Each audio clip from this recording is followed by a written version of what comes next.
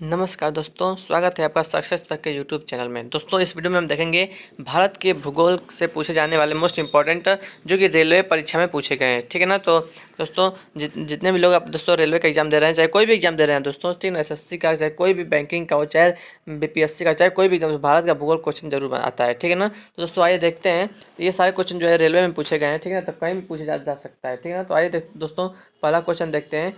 पहला क्वेश्चन दोस्तों पूछा गया, रेलवे एनटीपीसी ऑनलाइन परीक्षा 5 अप्रैल 2016 की पाली में। ठीक है ना।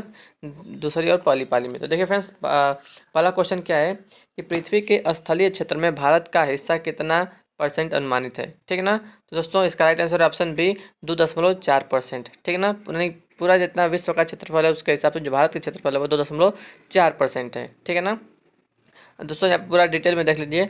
पृथ्वी के स्थलीय क्षेत्र में भारत का हिस्सा लगभग 2.4% है। भारत का कुल क्षेत्रफल 32,87,263 वर्ग किलोमीटर है, जबकि भारत में संपूर्ण विश्व की 17.5% जनसंख्या निवास करती है। ठीक है ना, भी इंपॉर्टेंट है। दूसरा क्वेश्चन है कि निम्नलिखित में से कौन सा देश क्षेत्रफल के अनुसार सबसे छोटा है। तो फ्रेंड्स ऑप्शन में से देखिए, ब्राज़ील है, भारत है, कनाडा, रूस है। ठीक है ना। तो सबसे बड़ा जो देश है क्षेत्रफल के साथ रूस है, फिर कनाडा है, फिर ब्राज़ील है। ठीक है ना। तो सबसे छोटा इसमें से कौन सा है? भारत है। ठीक है ना। भारत भारत दोस्तों 7वें नंबर पर आता है क्षेत्रफल के हिसाब से। ठीक है। देखिए दोस्तों यहाँ पर तो दिए गए विकल्पों में भारत सबसे छोटा देश है। भारत विश्व में क्षेत्रफल के अनुसार 7वां सबसे बड़ा देश है। रूस, कनाडा, उसके बाद चीन, अमेरिका, ब्राज़ील तथा ऑस्ट्रेलिया के बाद भारत का स्थान आता है। ठीक है ना। रूस, कनाडा दोस्तों, अगर यूएसए रहेगा तो वो तीसरा स्थान पर आएगा। ठीक है ना। और अमेरिका है तो अमेरिका चौथे स्थान पर आएगा। ठीक है ना। तो देखिए फ्रेंड्स, रूस, कनाडा, उसके बाद चीन है, फिर अमेरिका, ब्राज़ील तथा ऑस्ट्रेलिया के बाद भारत का स्थान आता है। ठीक है ना, 7वां नंबर पे। ठीक है दोस्तों, क्वेश्चन नंबर 3 है, भारत में जैव भौगोलिक यानी कि बायो जियोग्राफिकल क्षेत्र कितने हैं भारत में। ठीक है ना। दोस्तों कितने हैं? 10 हैं। ऑप्शन नंबर डी सही हो जाएगा, 10। ठीक है ना।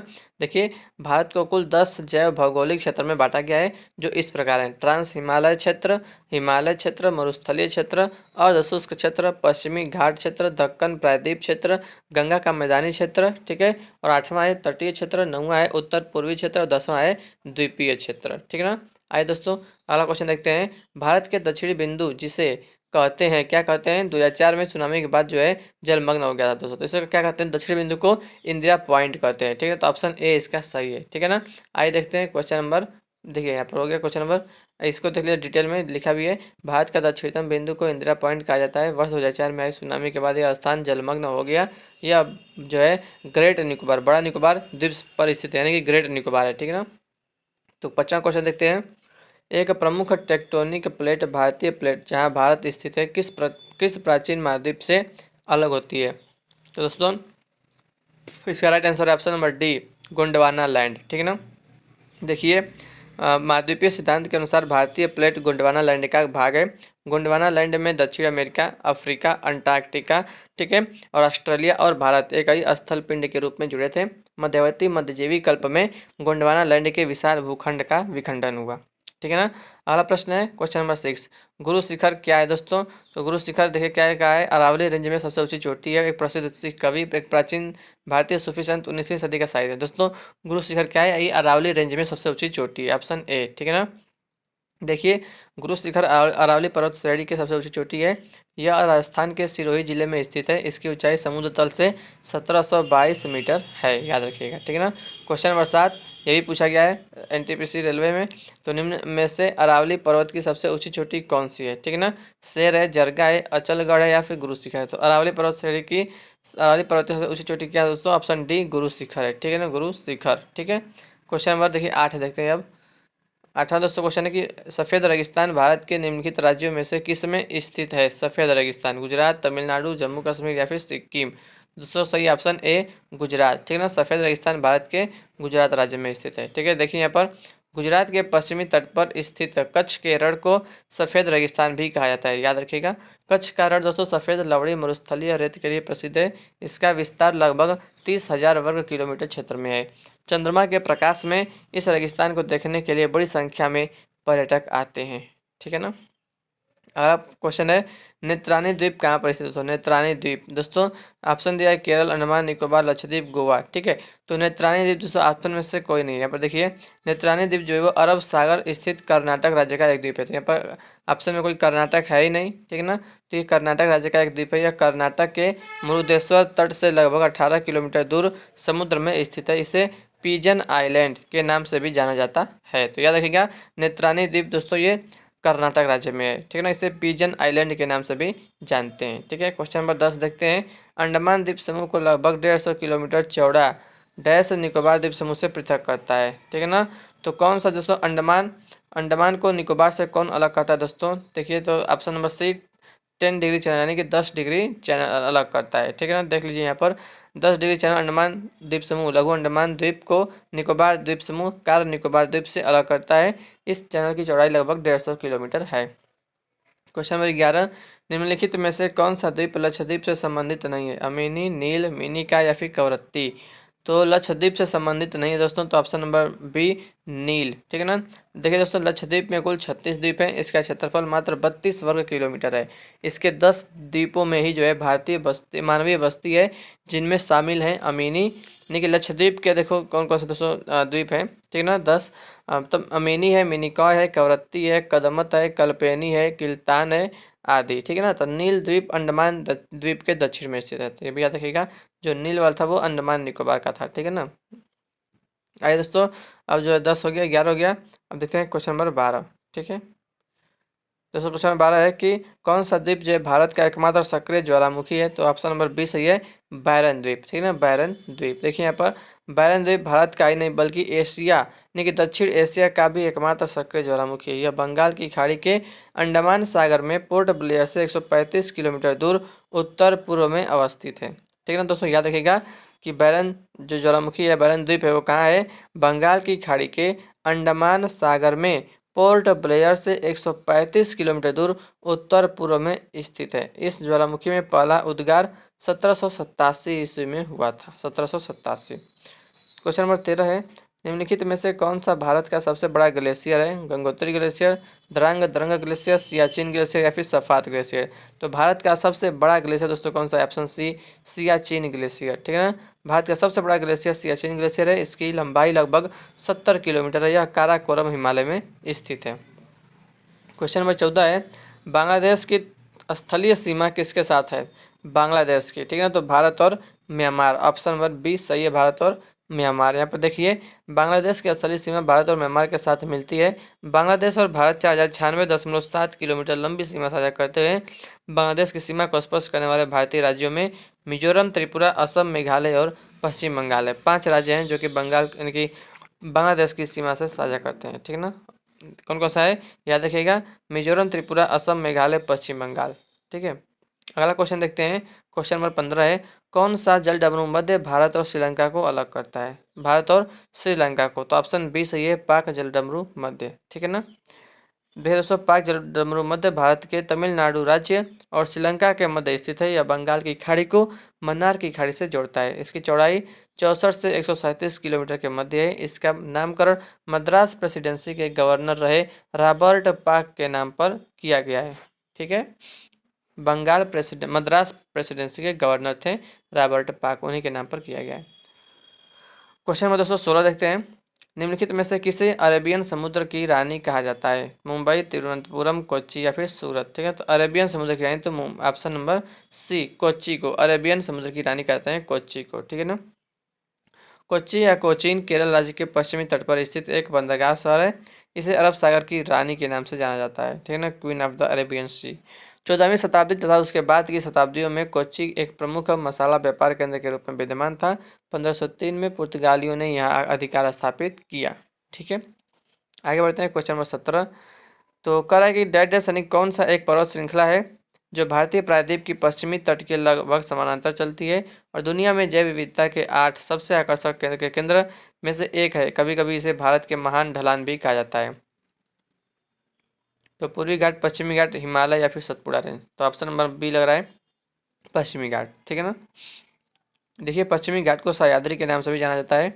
यह प्रायद्वीपीय भारत के पश्चिमी तट के लगभग समानांतर चलती है। इसका विस्तार गुजरात से लेकर तमिलनाडु तक लगभग 1600 किलोमीटर तक है। ठीक है, यह जैव विविधता की दृष्टि से विश्व के 8 सर्वाधिक आकर्षण के केंद्रों में से एक है। इससे भारत के महान ढलान की संज्ञा भी दी जाती है। यह भारत का प्रमुख हॉट स्पॉट स्थल है। ठीक है, तो भारत की मुख्य पर्वत श्रृंखलाओं में यह शामिल नहीं है।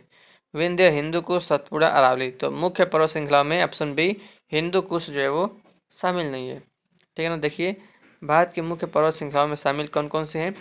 विंध्य, सतपुड़ा और अरावली। सतपुड़ा मध्य भारत में स्थित है, जो गुजरात से लेकर छत्तीसगढ़ तक विस्तृत है।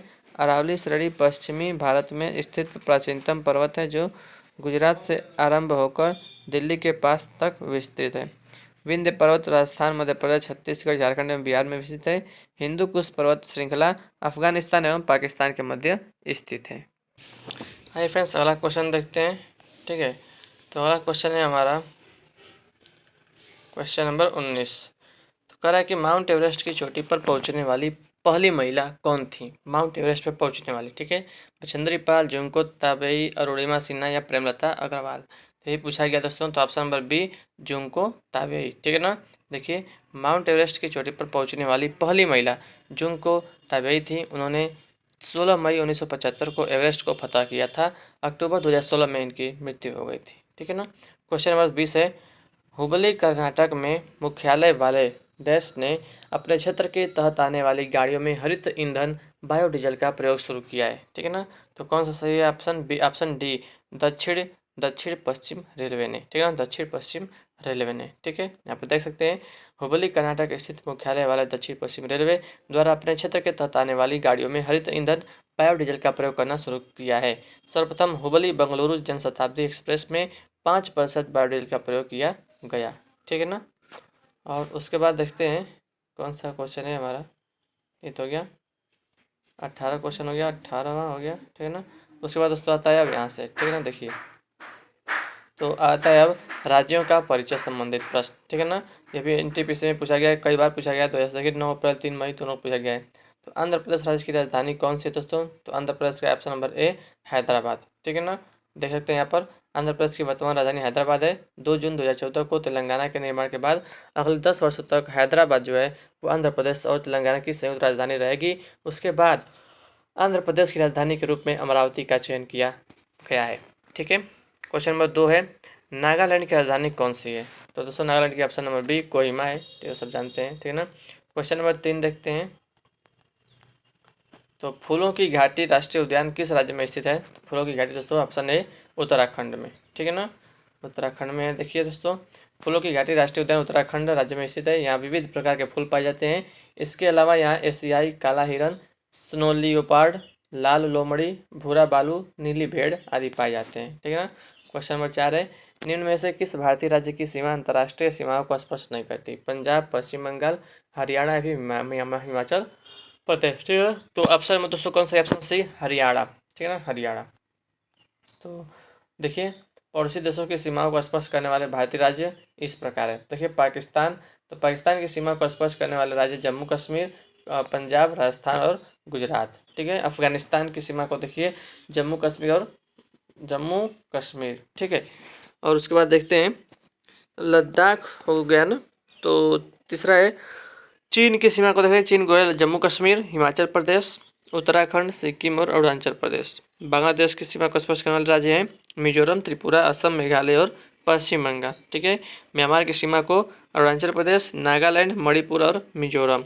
नेपाल की सीमा को उत्तराखंड, उत्तर प्रदेश, बिहार, पश्चिम बंगाल और सिक्किम। ठीक है ना, तो हरियाणा जो है वो किसी भी देश सीमा का अंतर्राष्ट्रीय सीमा साझा नहीं करता है। ठीक है, क्वेश्चन नंबर 5 है, नदी द्वीप माजुली जो भारत का पहला और एकमात्र द्वीप जिला बन गया है वो किस राज्य में स्थित है? दोस्तों माजुली द्वीप असम में राज्य स्थित है। ठीक है ना, असम, ऑप्शन नंबर बी। ठीक है, आइए देख लेते हैं यहाँ पर।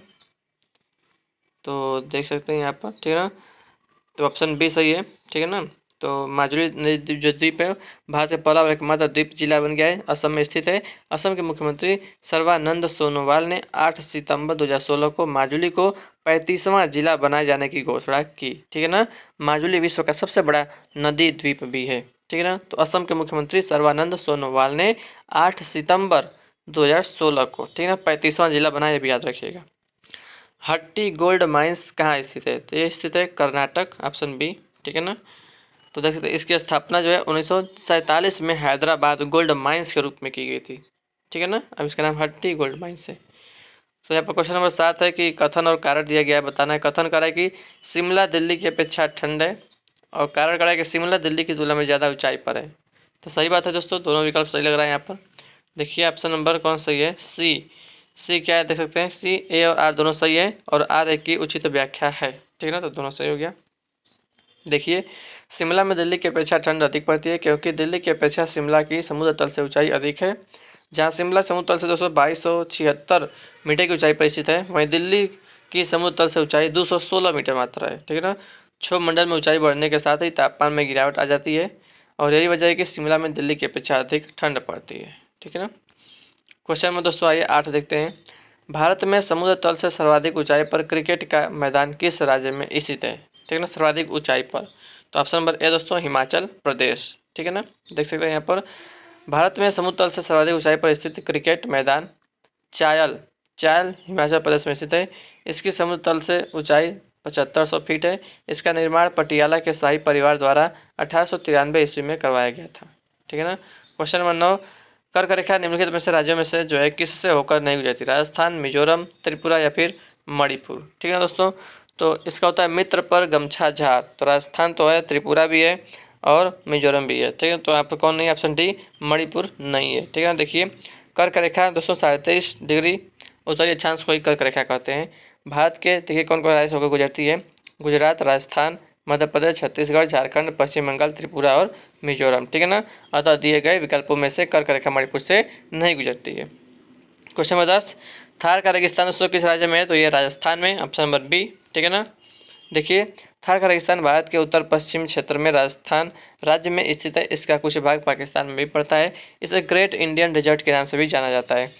इस रेगिस्तान का लगभग 85% भाग भारत में पड़ता है। इसका विस्तार 32 लाख नहीं 3,20,000 वर्ग किलोमीटर क्षेत्र में है। ठीक है ना। 3,20,000 वर्ग किलोमीटर क्षेत्र में है। ठीक है ना। क्वेश्चन नंबर 11 है, जम्मू कश्मीर सरकार की ग्रीष्मकालीन राजधानी कौन सी है? तो ग्रीष्मकालीन राजधानी है श्रीनगर। ठीक है, ग्रीष्मकालीन जो है वो श्रीनगर है, शीतकालीन जम्मू है। ठीक है ना। देख सकते हैं जम्मू कश्मीर की ग्रीष्मकालीन राजधानी श्रीनगर है, जबकि इस राज्य की शीतकालीन राजधानी वो जम्मू है। ठीक है ना। दोस्तों आइए आगे बढ़ते हैं। अब देखते हैं यहाँ से वन क्षेत्र एवं पर्यावरण से क्वेश्चन देख लेते हैं कुछ। भारत में सर्वाधिक व्यापक वनों के प्रकार कौन से हैं दोस्तों? तो ऑप्शन ए पर्णपाती वन है। ठीक है ना, पर्णपाती वन। देख सकते हैं यहाँ पर भारत में सर्वाधिक व्यापक स्तर पर पर्णपाती वनों का विस्तार पाया जाता है। ठीक है ना। दो प्रकार के वन होते हैं, उष्णकटिबंधीय आर्द्र पर्णपाती वन और दूसरा है उष्णकटिबंधीय शुष्क पर्णपाती वन। इनका विस्तार उत्तर के मैदानी भाग से लेकर प्रायद्वीपीय भारत तक है। ठीक है ना। यह 70 सेंटीमीटर से 150 सेंटीमीटर वर्षा वाले क्षेत्र में पाए जाते हैं, 70 से 150 के बीच में। ठीक है। क्वेश्चन नंबर 2 है, भारत के किस राज्य में सर्वाधिक वन क्षेत्र है? केरल, महाराष्ट्र, मध्य प्रदेश, बिहार? तो ऑप्शन बी मध्य प्रदेश। ठीक है। देख सकते हैं यहाँ पर पूरा यहाँ विस्तार से लिखा गया है। ठीक है ना। देखिए क्वेश्चन नंबर 3, सुंदरवन विश्व के टाइडल हेलोफाइटिक डेडेस जंगल का सबसे बड़ा एकल ब्लॉक है। तो ऑप्शन नंबर सी सही है, मैंग्रोव। ठीक है ना, मैंग्रोव सी सही है। देख सकते हैं यहाँ पर भारत के पश्चिम बंगाल राज्य में स्थित सुंदरवन ज्वारीय लवणीय मैंग्रोव जंगल का सबसे बड़ा एकल ब्लॉक है। इसके अंतर्गत बांग्लादेश का दक्षिणी भाग भी शामिल है। सुंदरवन लगभग 1,40,000 हेक्टेयर क्षेत्र में विस्तृत है। 1,40,000 हेक्टेयर क्षेत्र में यह यूनेस्को की विश्व विरासत स्थल में भी शामिल है। ठीक है ना। क्वेश्चन नंबर 4 है, भारत में निम्नलिखित में से कौन से राज्य में सर्वाधिक क्षेत्र मैंग्रोव के तहत है? ठीक है ना। तो ऑप्शन नंबर डी पश्चिम बंगाल इसका सही आंसर है। ठीक है ना, पश्चिम बंगाल। देख भी सकते हैं यहाँ पर भारत के पश्चिम बंगाल राज्य में मैंग्रोव वन का सर्वाधिक क्षेत्रफल है। यहाँ सर्वाधिक 2114 वर्ग किलोमीटर क्षेत्र में मैंग्रोव वन पाए जाते हैं। इसके बाद क्रमशः गुजरात 1140 वर्ग किलोमीटर, अंडमान निकोबार द्वीप समूह 617 वर्ग किलोमीटर और आंध्र प्रदेश 404 वर्ग किलोमीटर का स्थान आता है। ठीक है। तो पहले पर है पश्चिम बंगाल, दूसरा पर है गुजरात, फिर अंडमान निकोबार और आंध्र प्रदेश उसके बाद। ठीक है ना। क्वेश्चन नंबर 5 है, विश्व में मैंग्रोव वनों का सबसे बड़ा क्षेत्र कौन सा है? ठीक है ना।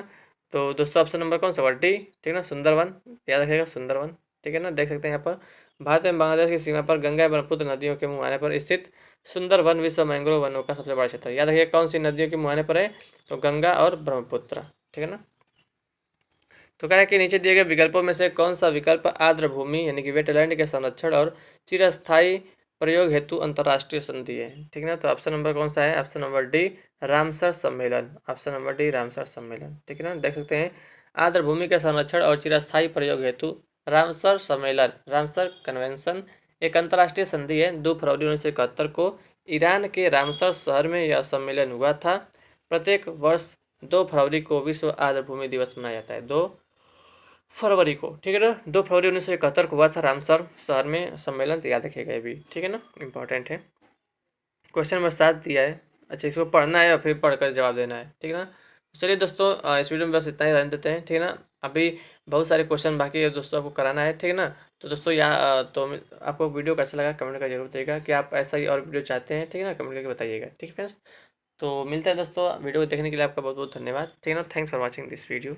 जय हिंद, जय भारत, वंदे मातरम।